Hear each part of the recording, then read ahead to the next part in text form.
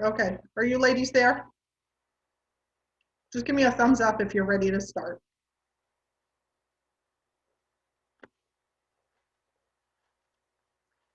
Okay, so 22 says you're dealt 2 cards successively without replacement from a shuffled deck of 52 playing cards. What is the probability that both cards are black? It's number 22. So the chance of the first one being black is 26 out of 52. That's the first card because half the cards are black and half the cards are red. Oh gosh. Hold on, I just lost my screen that I was sharing. Let me find it again. Okay, I got it. Times, then that second card, considering the first card was black, there are now 25 left that are black out of 51 cards. And go ahead and multiply those fractions. It's going to be 1/2 times 25 over 51, which is 25 over 102.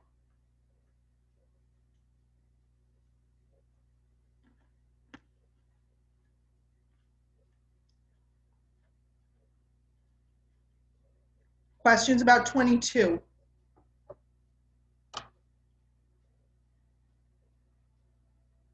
All right, 24.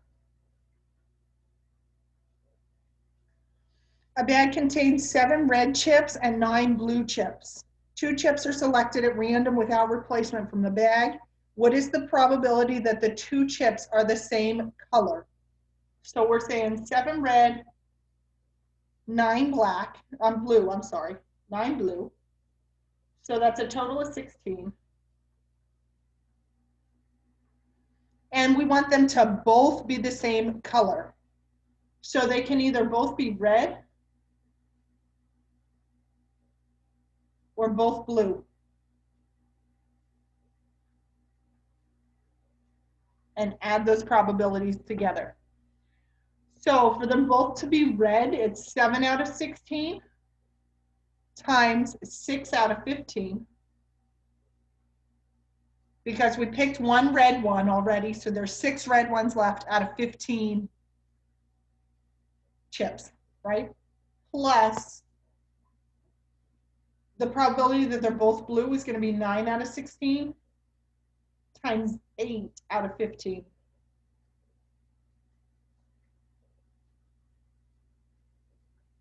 I changed them to decimals, so it's 0.175 plus 0.3, which is 0.475.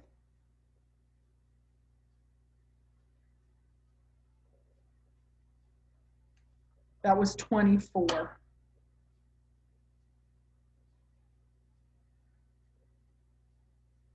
Questions you want to ask about 24?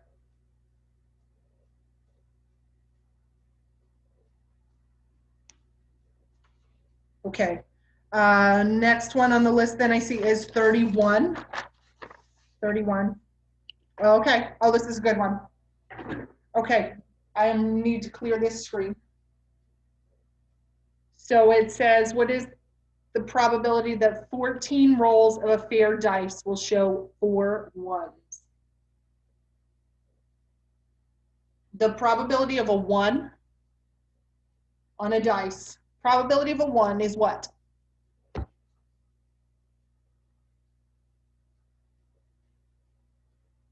You can either chat it, or you can tell me you just wanted me to do the problems, or you can tell me the answer. What's the probability of rolling a 1?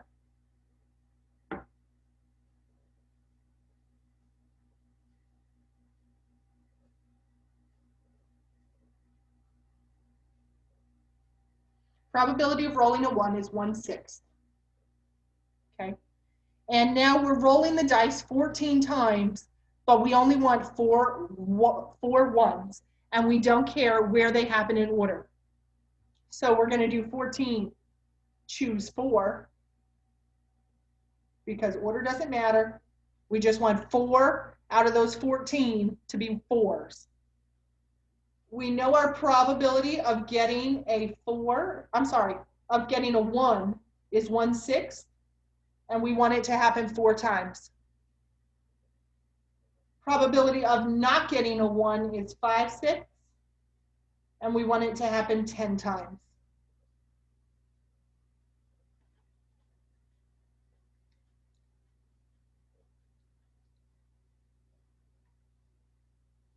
You can type it in your calculator just like that, and it comes to 0.1247.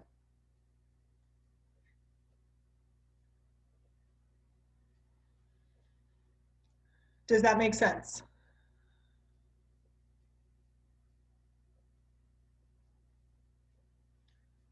Okay. Other questions you want to ask about that one?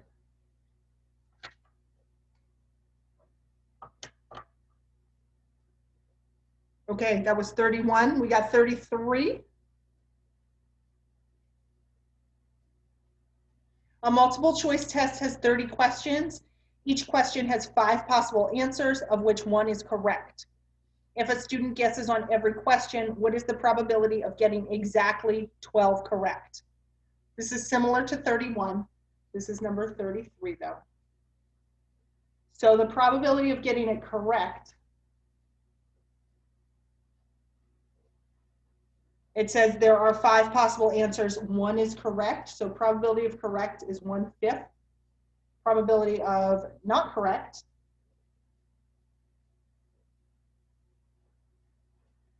equals 4/5. And again, there are 30 questions. We only want 12 of them correct, and we don't care what order they happen in. We just want 12 correct. So of those 30, we're going to choose 12 to be correct. We know the probability of it being correct is 1/5, and that's going to happen 12 times, times the rest of them are going to be wrong, times 4/5, and there are 18 of them are going to be wrong.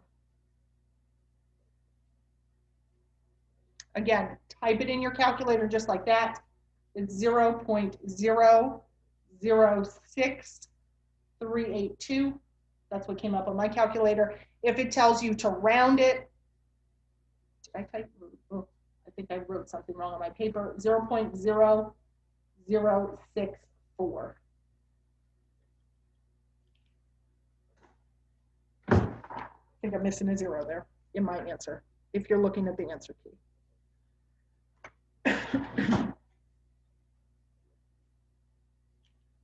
Questions about 33?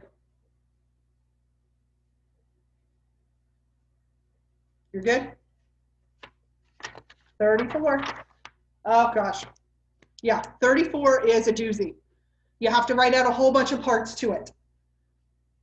So it says find the probability that when a 10-question multiple choice test has 4 possible answers for each question, a student will select at least 6 correct answers from the possible 10. So that means they could get 6 right, 7 right, 8 right, 9 right, or 10 right. Use my eraser here.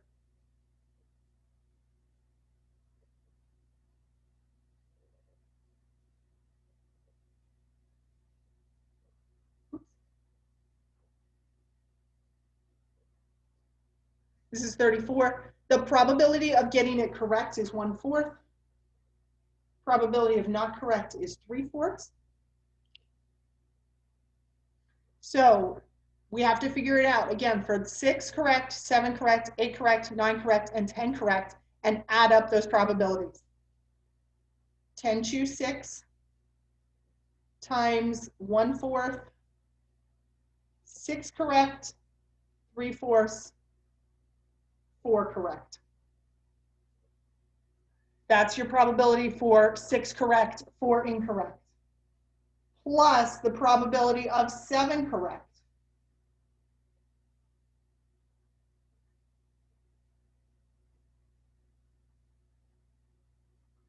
It's 10 choose 7, 1/4 to the 7th, 3/4 to the 3rd. 8 correct is going to be 10 choose 8, 1/4 to the 8th, 3/4 squared. Plus 10 choose 9, 9 correct, 1/4 to the 9th, 3/4 to the first. Plus, or they could get all 10 correct. 10, choose 10. 1/4 to the 10th. 3/4 to the 0. Find all of those and add them up, and your answer should be 0.01969.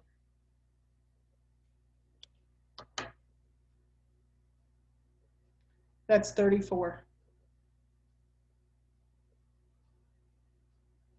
Questions you want to ask about 34?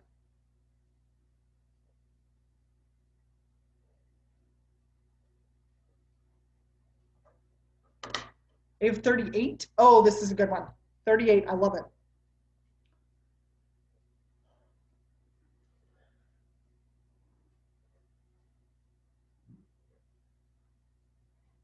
$38 is an expected value problem.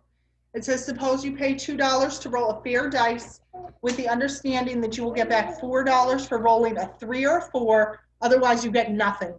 What are your expected winnings?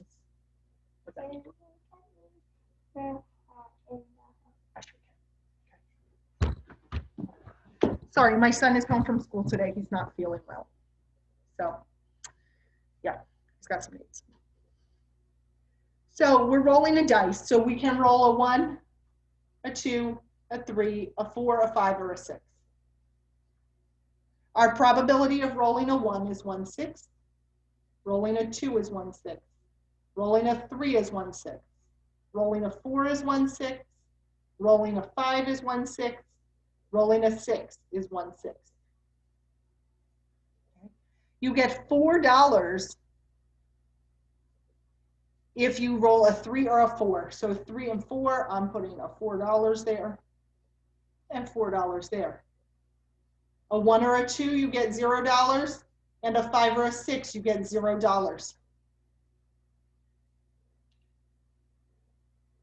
Multiply 1/6 times 0.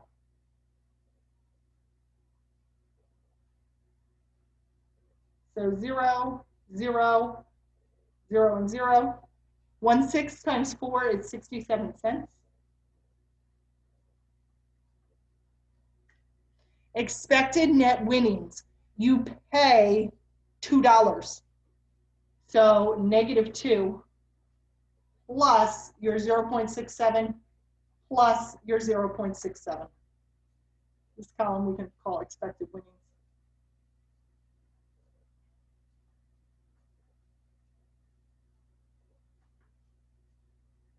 And that comes to -0.66 or 0.67, depending on rounding. So you can expect to lose 66 or 67 cents every time you play.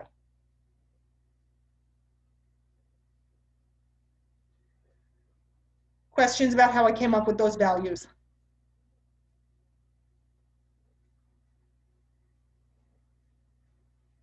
Okay.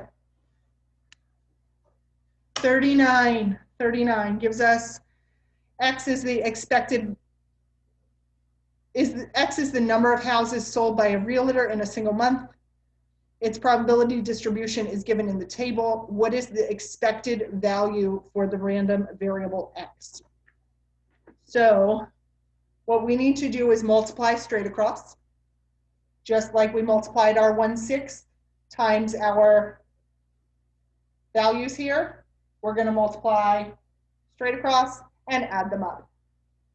So we've got 0, 1, 2, 3, 4, 5, 6, 7.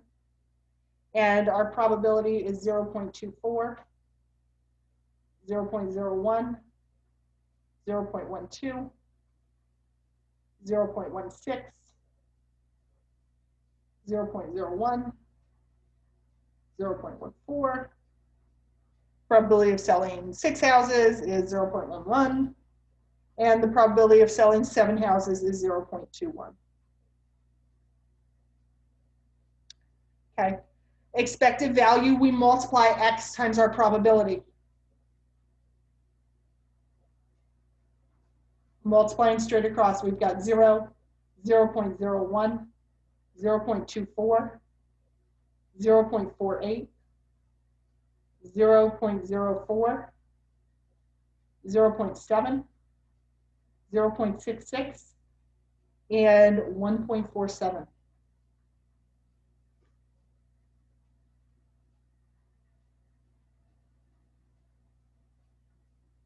To find the expected value, we add those numbers.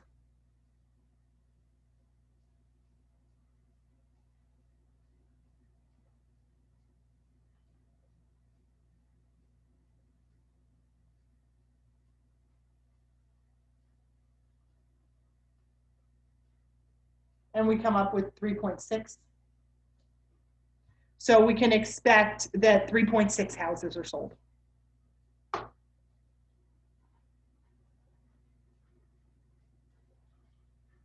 Weird noises outside my house.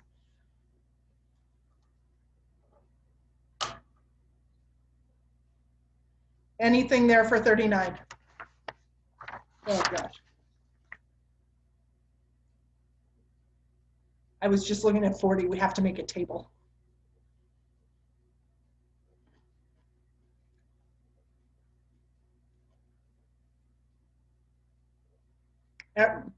Excuse me, everyone okay with 39? All right. So number 40, construct a frequency and relative frequency distribution using classes based on a single value. So the words there, using classes based on a single value, means for our numbers, we're just using each number, 0, 1, 2, 3, 4, and 5.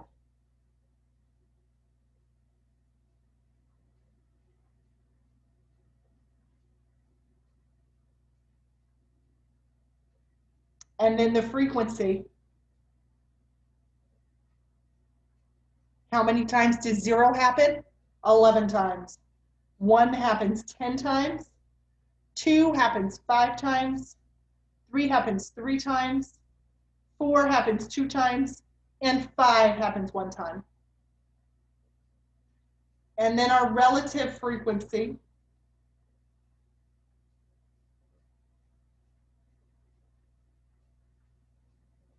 okay, we have is F divided by N. Oops.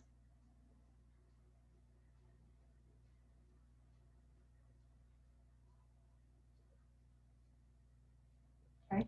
So there are 32 values in this table. So we're going to have 11 out of 32. Oh, 10 out of 32. 5 out of 32. 3 out of 32. 2 out of 32. And 1 out of 32. You can then just use your calculator and divide to find the percentages. So what is this about? Car accidents. 0 people have been in 34% of people have been in 0 accidents. 31% have been in 1 accident. 16% have been in 2 accidents. 9% have been in 3 accidents. 6% have been in 4 accidents. And 3% of people have been in 5 car accidents.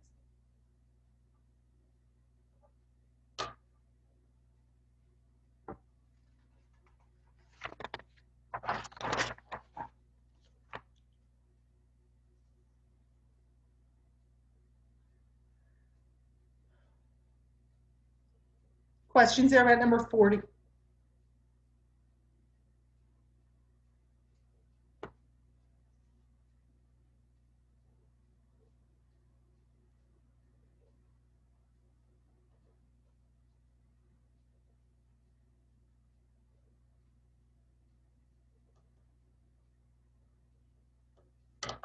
All right, 46. 46 is a great question. It says, find the median for the frequency distribution given below. So this is number 46.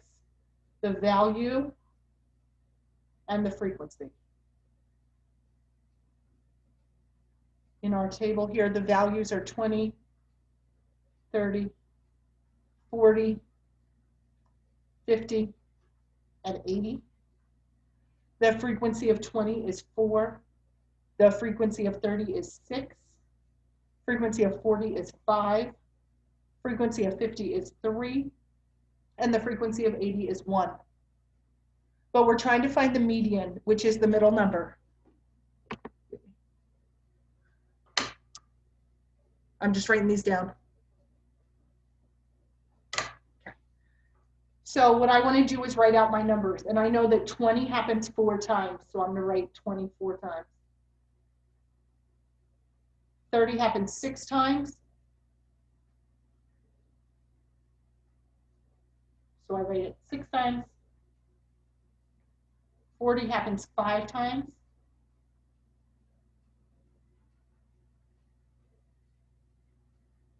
50 is 3 times. 80 is 1 time. Okay.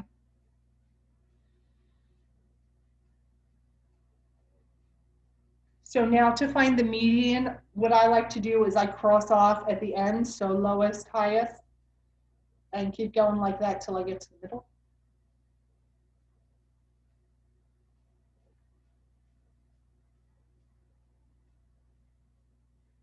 My median is that 30 right there. Questions there?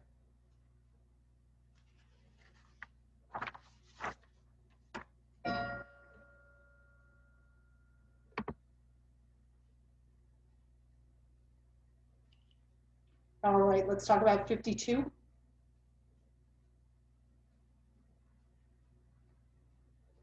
We've got Martin and Jeff, and it's asking you to find the Z-score for each person and, relatively speaking, who did better. So let's talk about Martin first. Martin got a 41 on the test. The average in his class was a 39, and the standard deviation was 2.4. So to find his Z-score, we're going to do 41 minus 39 divided by 2.4.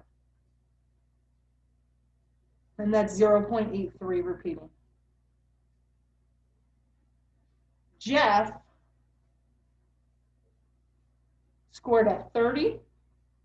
His class average was a 26, and the standard deviation is 1.9. So to find his Z-score, we are going to do 30 minus 26 divided by 1.9. His Z-score is 2.10. Okay. Martin is 0.83 above the mean. If you think about the normal curve, we're going to call this 0. 0.83 is going to be here. Jeff is going to be up here at 2.10. Jeff is further away from the mean, so Jeff did better, relatively speaking.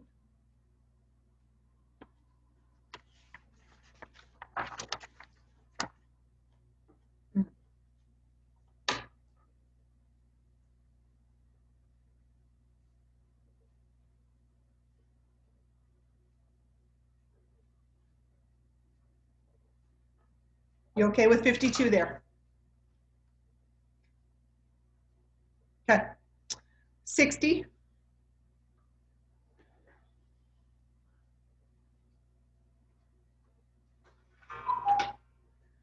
At one high school, the mean time for running the 100-yard dash is 52 seconds. So we're going to say school 1.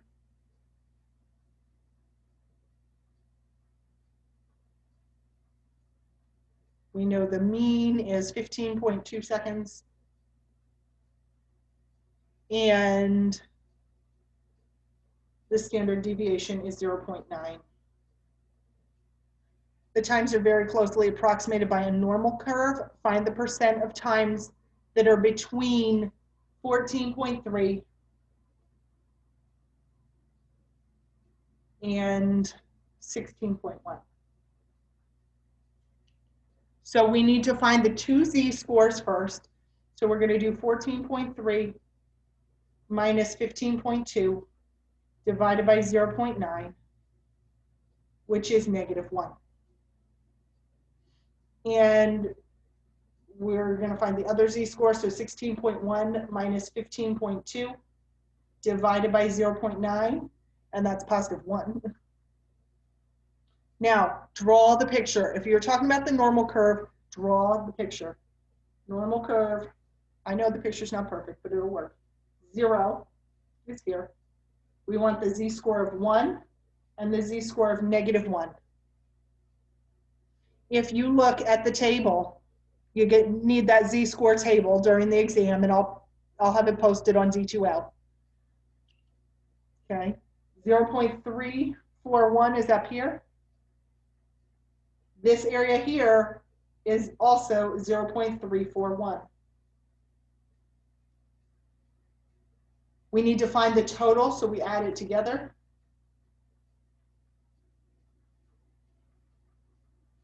.682 or 68.2% of the times are between 14.3 and 16.1 seconds. Does anyone have questions about how to use that table?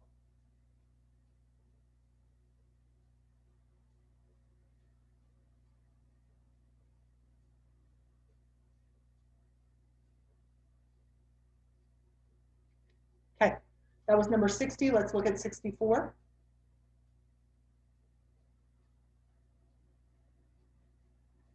At Loop College, the mean grade point average of the current student body is 2.76. So X bar equals 2.76 with a standard deviation of 0.64. Find the GPA of a student whose z-score is 1.8. Okay. Round to the nearest hundredth, use the normal distribution table. So if you think about it, 0, 1.8 is going to be up here. We know that z equals x minus x bar divided by s.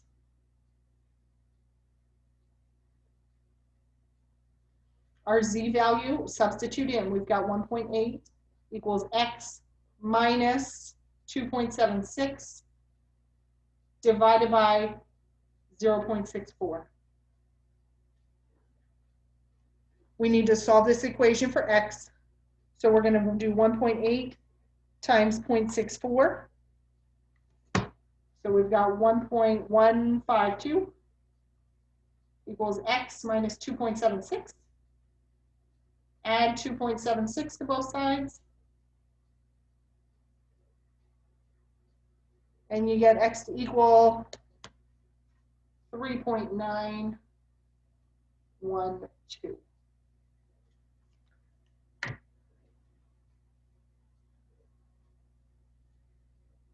Okay, we had to substitute in and solve the equation for x.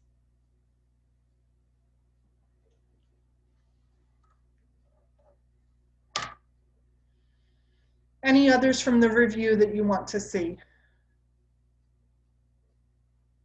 Or anything else you want me to go over? 54. Oh, that's a good one.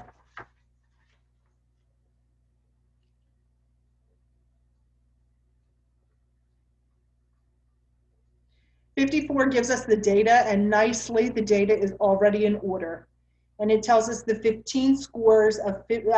test scores of 15 students are listed below. Find the third decile, D3, D sub 3.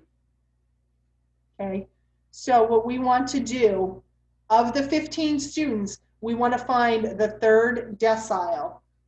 Remember, percentile is per 100. Decile is per 10. So the third decile is going to be 3 times that 10th times 15, because there are 15 scores. If you do 0.3 times 15, you get 4.5. Round it to 5. So we want the 5th data point.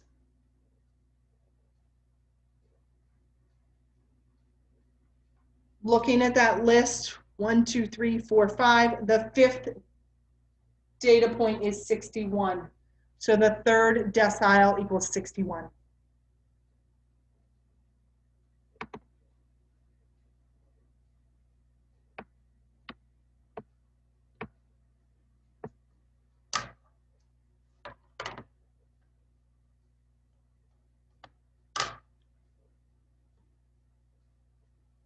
What else are you thinking?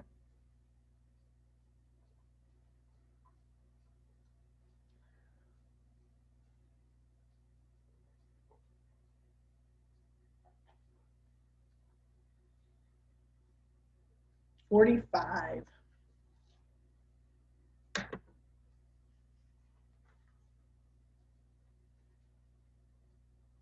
Oh, is that the mean frequency? Oh, good, good, good. This is the frequency table thing again, okay? So find the mean for the frequency distribution given below. It gives us the value and the frequency.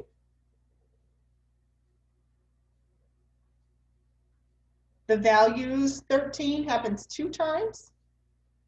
18 happens 3 times. 22 happens 5 times. 27 happens 6 times. And 32 happens 1 time. We could, the way we just did the median one, we could write them all out. But I know that 13 happens 2 times, so that totals 26.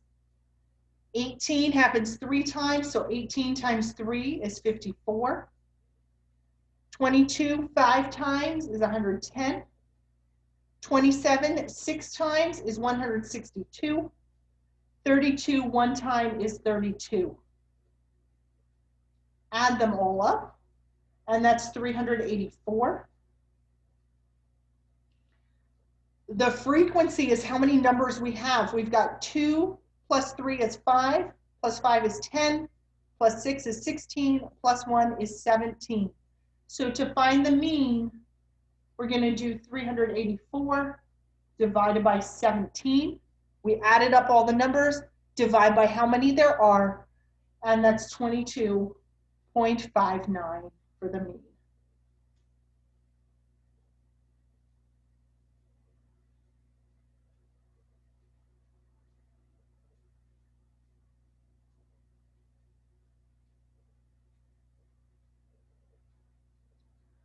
$49 and $50. 49. Okay, 49 and 50 are very similar. So I will do one of them. Let's see. Let's do 50. Oh. Actually, 49 is not so bad. Which one do you want to see, Danny?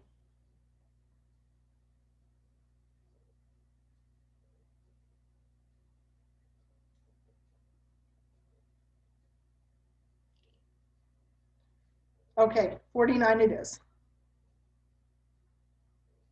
We want to find the standard deviation, and the values we're going to call X, and our values are 19, 9, 9, 19, 10, 15, 19, 12, and 20. The first thing we need to do is find the mean, which is X bar. So add up all those numbers, they add to 132. Divide by 9 because there are 9 numbers, and it's 14.67. The next thing we do is X minus X bar, X minus the mean. When it's 19, it's 4.33. And I'm going to put those in at each spot. The value X is 9. Our mean is 14.67. That difference is negative 5.67.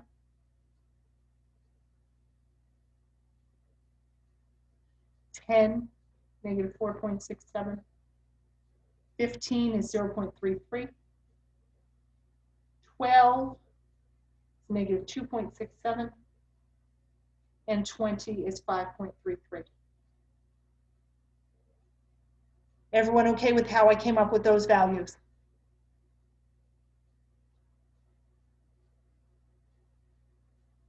Okay. Third column, we need to square them now because we need to get them to be positive. Square all those numbers, 18.75, 32.15, 18.75, 21.81, 0.11, 18.75, 7.13, 28.41.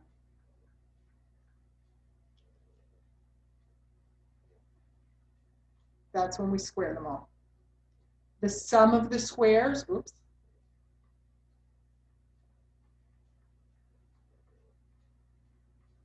equals 178.01. And then to find the standard deviation, we take the square root of 178.01 divided by 8, 9 minus 1. And it's about 4.72.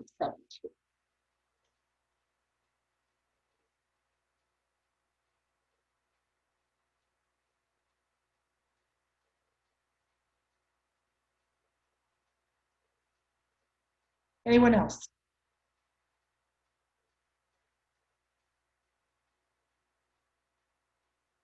$59. Oh, this is a good one. Oh, this is a great one. Everyone okay that I can erase 49? Okay.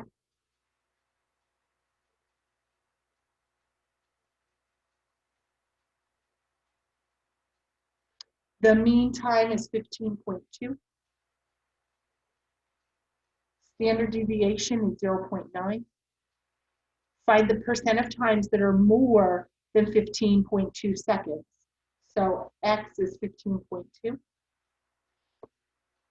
Find the z-score. So it's 15.2 minus 15.2 over 0.9.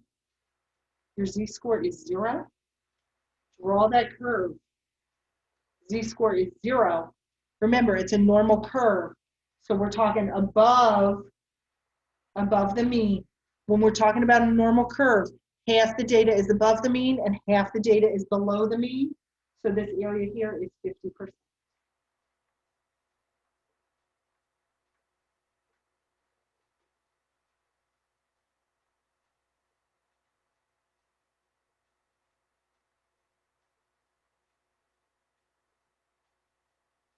Everyone good?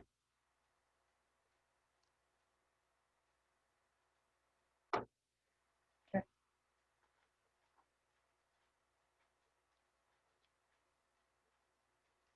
Any others you want to ask about?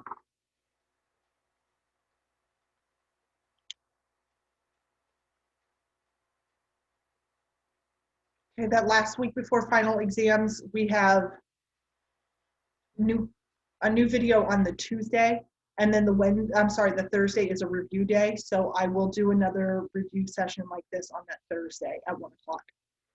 62, similar to 60. Yeah, but we can, let's do 62. Yeah, because it's a different picture, okay? Again, the most helpful thing you can do is draw the picture.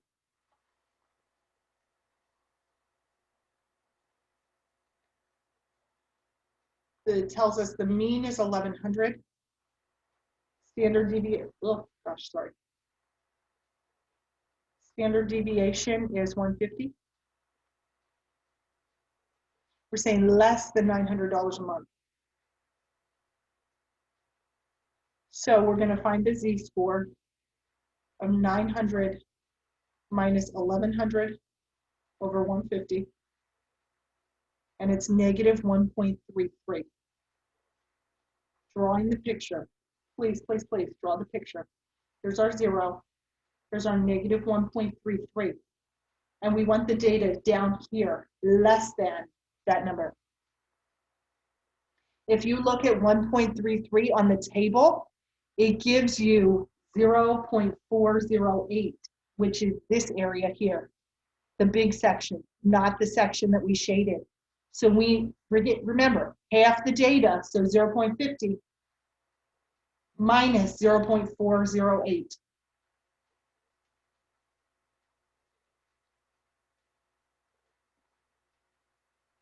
And that comes to 0.092, which is 9.2%, make less than $900 a month.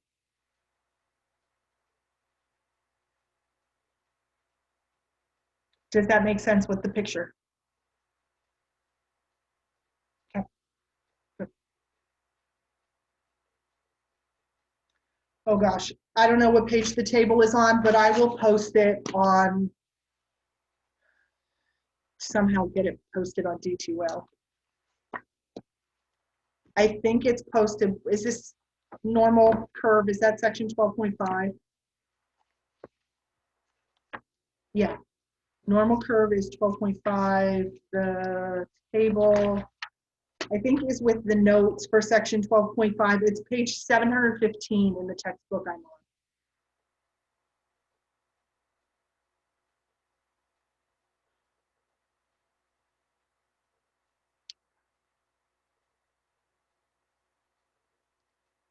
Any others that you want to ask about?